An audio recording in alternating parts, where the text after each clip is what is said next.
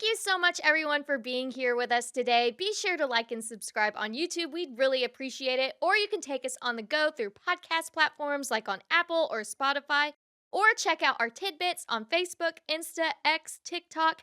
And I know it's been a while since we've been on the show, and my hair's totally different. I'm brown and short, and I think it'd be easier, Jackie. What's going on with me? So, Kashmir, what is the curveball? I know what the curveball is, but if you'd like to tell everyone what curveball was thrown your way, I don't know why it's so hard to you say. want me to say it?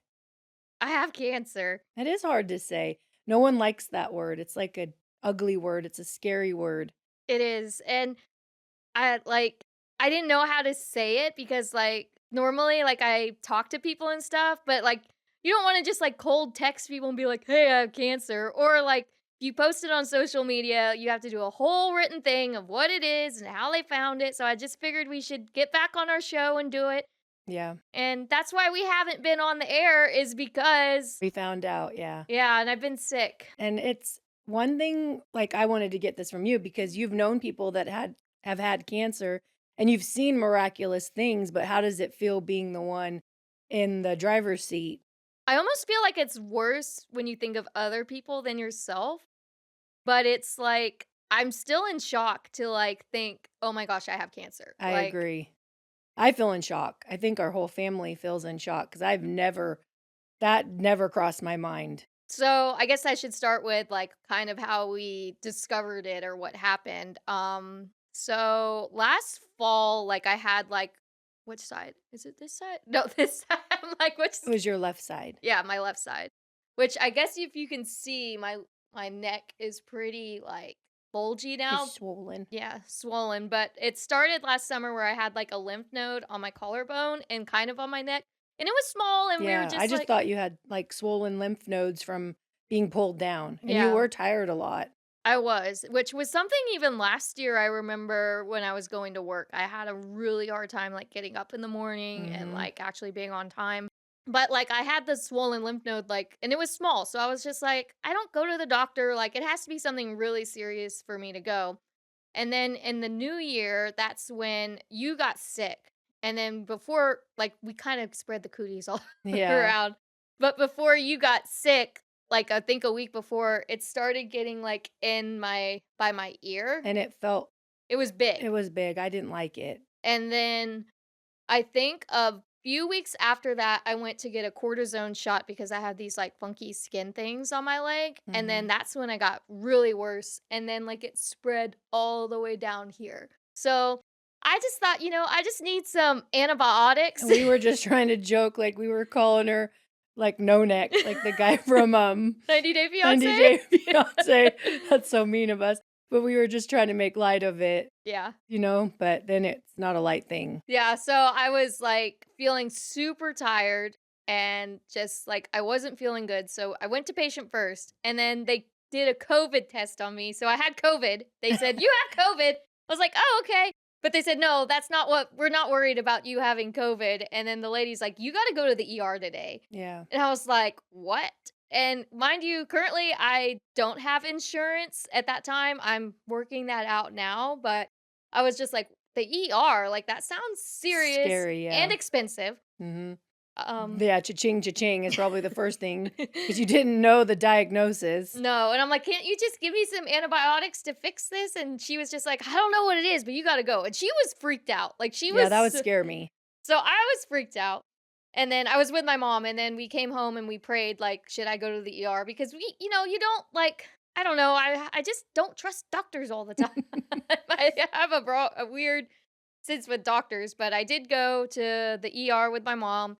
We went to a smaller one because I knew I wasn't having a stroke or anything, so I kind Yeah. of wanted to get in and get out.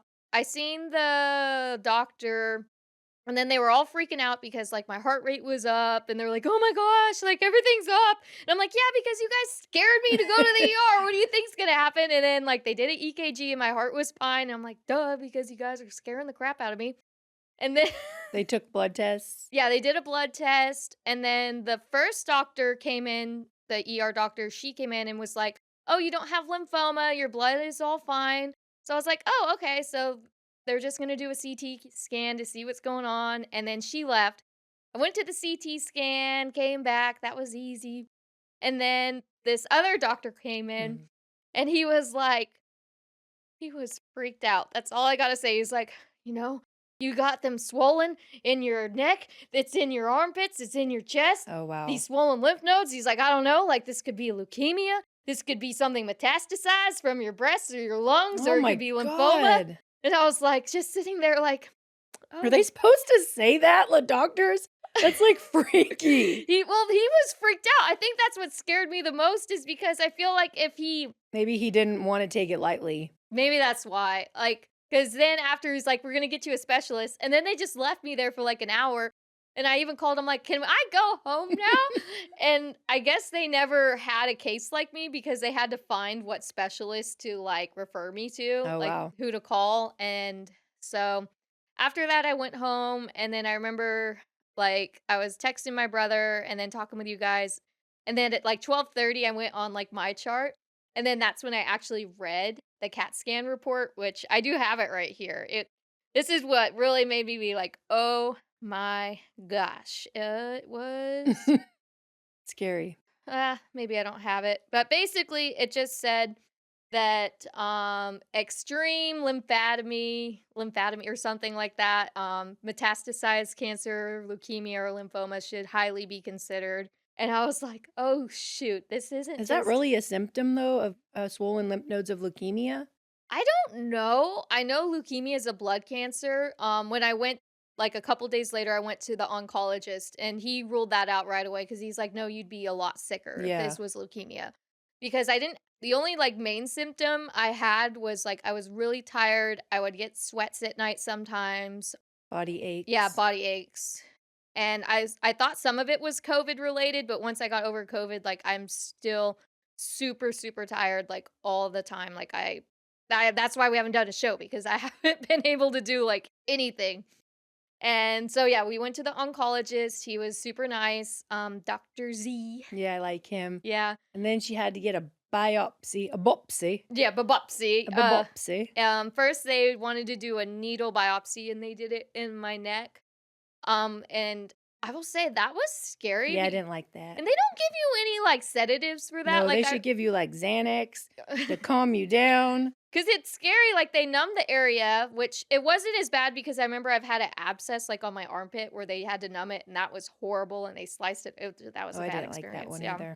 But this was just scary because it's like a super long needle, and they're sticking it in your neck, and then you hear, like, a clicking sound. Mm-mm. And then because it was, I guess, by nerves, they were, like, saying, like, you could still feel pain, which I had, like, sharp pains in my ear every time they Yeah, clicked it. thank you. And they did it, No, like, thank you. 6 times. Like, I'm thankful I had someone drive me because they didn't tell me to, but I was like, it No, you swelled were up. not good. No, it swelled up huge, and then they wanted me after to do the biopsy, I had to do a full body CAT scan because they wanted to see if I had, like, metastasized cancer.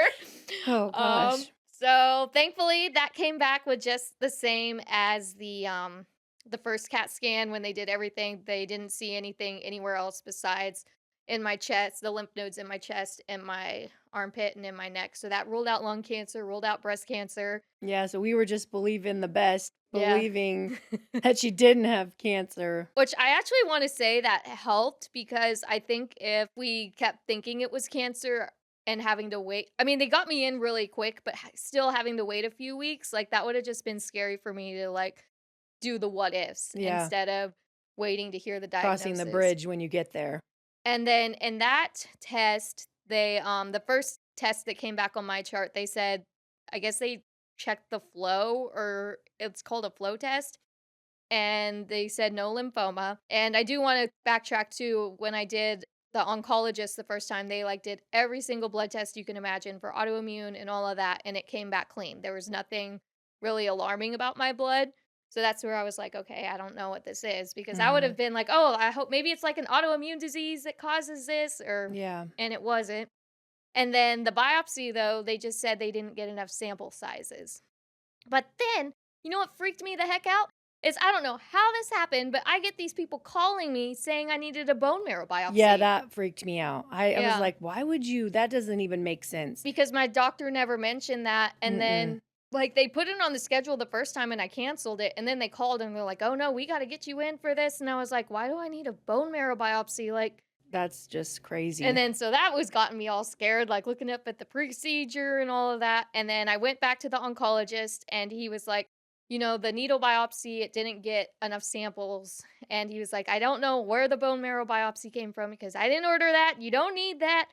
He's like, "But we're gonna have to send you to a surgeon." To get a lymph node out. Mhm. Yeah. Yeah, so I went to go see a surgeon, and he was really nice because he's like, "I could go in your neck, but that would leave a scar." And I'm like, "Well, I have a podcast. I can't have like a scarred neck." So I guess because my armpit has like inflamed lymph nodes, he's like, "That's where he'll go." And I will say, I should have really thought about that because I'm still like recovering from that surgery. It is I like, know, and like oh, my dad said, he's all, "That's where all the connective tissue is," and I was like, "Oh, yeah, you're right." yeah. And all the nerves in there. They got a lymph node out, and then 2 or 3 days later, I get a phone call from my doctor, and he's like, "You have Hodgkin's lymphoma." So there's the curveball, Yeah. and we were all in shock. I think I'm still in shock. See, we didn't tell Kashmir, but the surgeon came to us and told us he was positive you had Hodgkin Hodgkin's lymphoma. yeah.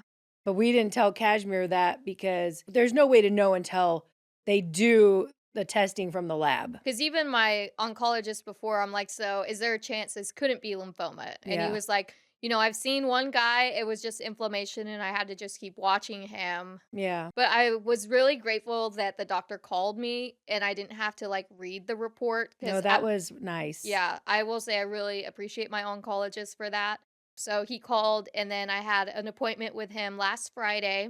That's why we were waiting because I wanted to get a fuller report. I still need to get echocardiogram, which they asked for that in the beginning, but I didn't want to do it because I was like, I'm not going to do something just to check and see. Because it's like, if you need chemo, they have to do an echo. But I was like, Yeah. And it's really expensive. yeah. He then had me do a PET scan, which the results haven't come back for that, but basically I have stage 2B because it's in multiple areas above my diaphragm. The PET scan, he said there's a slim possibility it could be stage 3, but the treatment would still be kind of the same, it just would be longer. So I have to go through 4 rounds of chemo, which is 4 months, and then I have to do radiation after that. And I'm probably gonna lose my hair. I really don't wanna lose my hair, though. I I know know. someone who's had lymphoma, and her hair We'll get you cute hats or a wigs. wig. Yeah, so if you see me with super long hair on the show, just know I'm not one of these proud people who could just shave their hair and show everyone. I know I'm I not. can't, I I don't know. have two. I think you'll be cute, but I have two. I have a big head and a big face. And then the week after I had the biopsy, then they did a surgery the week after to do my port, which Yeah. I was like, "Why do I have to have a port?" And then the doctor was like, "Well, because chemo will kill your veins." Yeah, that's scary. So they have to give you the chemo through the port. But, like, because ever since I hurt my shoulder, like, I only sleep on my right side, and they're like, "We have to put the port on your right side because you might have to have radiation," which I do have to have. Which I'm hoping that maybe in the end your shoulder won't hurt. Maybe the lymph nodes are pressing on that side. I kinda wonder that too because it was really more my rib area towards the end. Yeah. They said with from what I've read with chemo, like the cycles, it kind of gets worse. But they said the good news is I will feel better. Like I will start getting They symptomatically did better. say drastic, like the first treatment, they said the lymph nodes will go down. Yeah, and hopefully I'll have more energy because I am going to California. We're going to Yes. California. And for all of you out there, we really are a two-man show. So Kashmir edits and I help facilitate. I do edit too, but she's the main editor. So if she's out, we're waiting on her because I don't have the full skill set. Yeah, it's okay. She's been doing all the reels and reposting reels, so we at least had content. Yeah. But But I her mean, health is more important than anything. I am grateful that actually my family was the one like through the diagnostic process, they just seen how sick I was, and they were like, "You need to, like, stop. Like, don't keep pushing yourself." Yeah. So, yeah, I have cancer, and I have to get treatment, and I think the hardest part is, like, when you feel like God was showing you that you wouldn't have cancer, like, we were Yeah. really believing that, and then when they say you do, it's like, are you gonna abandon your faith? Are you gonna trust him? I think the biggest thing I had was, "Why did this happen to me?" Even, like, my grandma on my dad's side who doesn't believe, she's like, "Is God, like, trying to test you? Is he putting this on you?" And in my mind, I'm like, "I don't feel that God's testing me That's what or." I told her. I said, "No." I Mhm. said, "I that would be like being Job's friends, being really bad and saying, you brought this upon yourself when you his ways are higher than our ways and his thoughts are higher than our thoughts." But I So, liked what you told your grandma. yeah, if God brings you to it, he'll bring you through it, and I've been trying to remain positive because it's like you can only like there's only 2 ways you can go about this is either go in the dumps or be positive. I mean, of course I've cried, like I've had Yeah. like when the doctor told me I was like shaking and like super and then I had to go down and tell everyone I have No, lymphoma. I cried too. It's hard. But then you wanna be strong for the person that has it. But I Mhm. feel like we did the, new year, new you, Power power pause. positive thinking. So, is that helping at all? I think so. I can do all things through Christ who New gives me strength, strength. yeah. This is the day that the Lord has made. I will rejoice and be glad. And I'm trying not to think too far ahead because if I do, I get scared, Yeah. like about chemo and treatment and side effects. Even one thing too, the doctor mentioned could happen. He says it's very low, like 10 to 15% was like fertility issues in the Mm. future, which I don't have kids. But then, like, I'm like, what? Am I gonna like freeze my eggs and then that not work when I'm There's no older? certainty of it. Yeah. So I kind of just put that in God's hands. If I'm supposed to have kids, then I will. It also puts a lot of future things on hold because, like, I came into this year thinking about our show and our podcast and keeping it growing, and it's like, well, that's not gonna happen at well, I mean, but yeah, like, not as high. No, we were gung ho. Yeah, we are doing once a week on our show, so Yeah. and then it's like, too, like, I'm not gonna be dating anybody right now because what are you gonna be like, "Hey, I'm going through chemo right now. Yeah. Oh, you wanna go out?" Yeah, I don't think and I think if someone wanted to date you right now, they are twisted. Yeah. I just still have to get over it because they said like why this can happen. It's one of the rare like lymphomas and a very rare cancer. But I guess I should be the positive. They said it's highly like easy to treat. Like they have a really strong treatment method. Like, So I came away I thought he said 98% of the people come away and they never get it back again. I don't remember it being that high, but I'm just gonna go with you. I'm just taking the high number. Yeah, but it is scary, but I've been through this. We have an aunt that had cancer, Hmm. and she's cancer-free now for 3 years, and she had it in 3 different spots In her in colon, her colon, and she was healed, and they wanted to even give her a bag, and that never a happened. colostomy bag. Yeah, a Yeah. colostomy bag, and even we witnessed one of the doctors saying, "It's gone, it's gone." So and we've seen miracles, we know we've heard of miracles, we've seen them, and I believe for Kashmir too, and I believe that, like what she told her grandma, what God brings you to, he's gonna bring you through.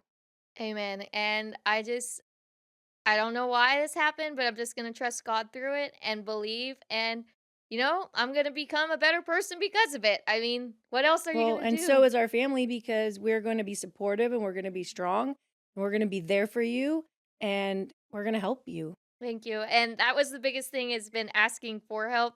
I mean, I've been needed ever since the surgeries too, I've needed help. I can't pick up my doggy, I need help, like, getting my pillows situated, and yeah, it's been humbling to ask for help, but I need help. And I'm grateful that I have them here. And, this is a great time. I mean, not a great time, but like I am self employed. So I don't have like my job that I have to worry about and going to work. I knew if I was still working, I probably would have been even more stressed out. Oh, I can't imagine it. And I don't have kids. I'm not married. So I can just focus on me, healing, getting closer to God and getting through this patch or this new curveball thrown at me, and I'm just gonna keep going, and that's what's and gonna come out happen. on the other side your beautiful, cheery self. Yes. And the reason why I cut my hair is because if it comes out, I would prefer not as much. And I went dark because this is actually my natural hair. You can't color your hair for a while after chemo, so I figured let's be dark and It let it. looks nice. I like it. Thank you. I'm getting used to it. It's so weird because I've been blonde so long, so every time I look in the mirror, I'm like, oh. It looks good. I like it. So, yeah, we're going to try and do some smaller segments in the few weeks, or I mean, just depending how I'm feeling after treatment. And we do want to keep you all informed. We're so thankful for you, for your continued prayers and support. And I just thought it'd be easier just to tell what happened. And then, of course, Jackie, she'll chop up some reels so you can get little tidbits of this. But we thank you. We appreciate you. No, thank you. If you're going through a hard time too, like with cancer or something, please let us know. You can send us an email, you can text us, and we will pray for you. Yes. Want to be in the know? Subscribe to our YouTube channel. Listen to us on all podcast platforms. Follow us on all our socials. Visit our website, thenobody757.com. I'm Kashmir. I'm Jackie. And we are The Nobodies 757.